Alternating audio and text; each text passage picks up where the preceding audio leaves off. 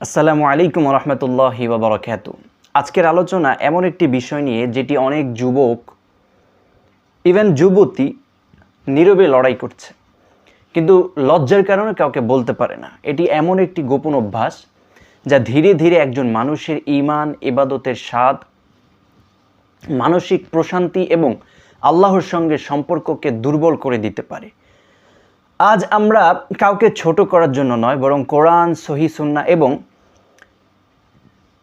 ইসলামের যত মাযহাবী স্কলাররা আছেন, আলেমদের দিক নির্দেশনার আলোকে এই অভ্যাস থেকে মুক্তির একটি উপায় জানব। আসুন, আল্লাহ তাআলা ইরশাদ করেন, কুল লিল মুমিনিনা ইয়াগুদ্দু মিন আবসারিহিম ওয়া ইয়াহফাযু ফুরুজাহুম যালিকা আযকা লাহুম। হে রাসূল, আপনি মুমিনদেরকে বলে দিন তারা যেন তাদের দৃষ্টিকে নামিয়ে রাখে এবং লজ্জা স্থানের হেফাজত করে, এটাই তাদের জন্য অধিক পবিত্র। সূরা আন-নূর। এরপর একই নির্দেশ মুমিন নারীদের জন্য রয়েছে, ওয়াকুল লিল মুমিনাত ইয়াগদুদনা মিন আবসারিহিন ওয়া ইয়াহফাযনা ফুরুজাহুন। ইসলামের প্রথম শিক্ষা হলো গুনাহ থেকে বাঁচতে হলে চোখের হেফাজত করতে হবে, কারণ অধিকাংশ গোপন গুনাহ শুরু হয় দৃষ্টির মাধ্যমে।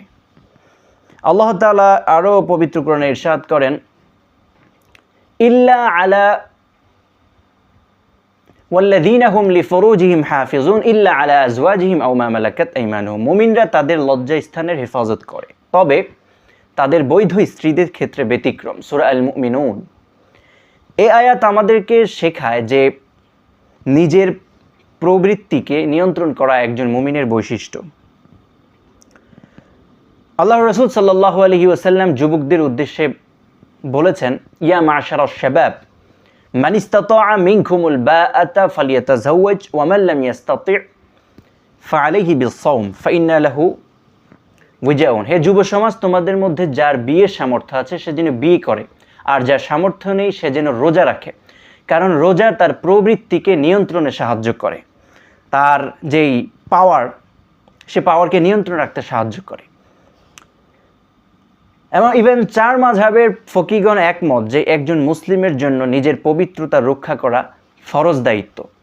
তাই যে কোনো অভ্যাস যা মানুষকে অশ্লীলতার দিকে নিয়ে যায় বা বারবার গুনাহে জড়িয়ে ফেলে, তা থেকে তাওবা করে দূরে থাকা আবশ্যক।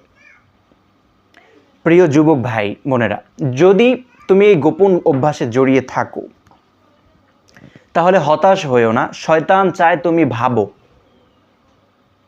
যে হ্যাঁ, আমার তো আর ক্ষমা নেই, ভিতরে আফসোস। কিন্তু আল্লাহ বলেন, ইয়া ইবাদিয়াল্লাযীনা আসরাফু আলা আনফুসিহিম লা তাকনাতু মির রাহমাতিল্লাহ। হে আমার বান্দারা, যারা নিজেদের উপর সীমা লঙ্ঘন করেছো, তোমরা আল্লাহর রহমত থেকে নিরাশ হও না। সূরা আজ-জুমার। তাই আজ থেকেই নতুন শুরু করো। এই অভ্যাস থেকে বাঁচতে তোমাকে কি করতে হবে? কয়েকটি কার্যকর তোমার ইসলামী উপায় অবলম্বন করতে হবে। ফার্স্ট অফ অল, তোমাকে 5 ওয়াক্ত নামাজ, সালাত সময় মতো আদায় করতে হবে। নিয়মিত কোরআন তেলাওয়াত করতে হবে। নফল রোজা রাখতে হবে মাঝে মাঝে, মাসে পারো, সপ্তাহে পারো।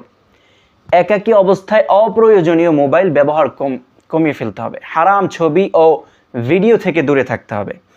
ভালো বন্ধু নির্বাচন করতে হবে। শরীর চর্চা করতে হবে, ব্যায়াম করতে হবে। প্রয়োজন হলে দ্রুত বিয়ের ব্যবস্থা করতে হবে। এবং সবচেয়ে বড় কথা, আল্লাহর কাছে কান্নাকাটি করে হেদায়েত ও দৃঢ়তা চাইতে হবে। মনে রাখবেন, একজন মুমিনের পরিচয় এই নয় যে সে কখনো ভুল করবে না, বরং তার পরিচয় হলো ভুল করলে সে দ্রুত আল্লাহর কাছে ফিরে আসবে। আজ যদি আপনি আন্তরিক তওবা করেন, গুনাহ ছেড়ে দেওয়ার দৃঢ় সংকল্প করেন এবং আল্লাহর সাহায্য চান, তাহলে ইনশাআল্লাহ এই গোপন পরীক্ষা থেকেও আপনি মুক্তি পেয়ে যাবেন, মুক্তি পাওয়া সম্ভব হবে। তাই আসুন আমরা সবাই আল্লাহর কাছে দোয়া করি, হে আল্লাহ, আমাদের চোখকে হেফাজত করার তৌফিক দান করুন, আমাদের অন্তরকে পবিত্র করুন, ভেতরটা পবিত্র রাখতে হবে। আমাদের যুব সমাজকে সব ধরনের গোপন গুনাহ এবং শয়তানের ফাঁদ থেকে রক্ষা করুন। আমাদের জন্য হালালকে সহজ করে দিন, হারাম থেকে দূরে রাখুন এবং আমাদেরকে এমন বান্দা বানিয়ে দিন যাদের প্রতি আপনি সন্তুষ্ট। আমিন। আসসালামু আলাইকুম ওয়া রাহমাতুল্লাহি ওয়া বারাকাতুহু।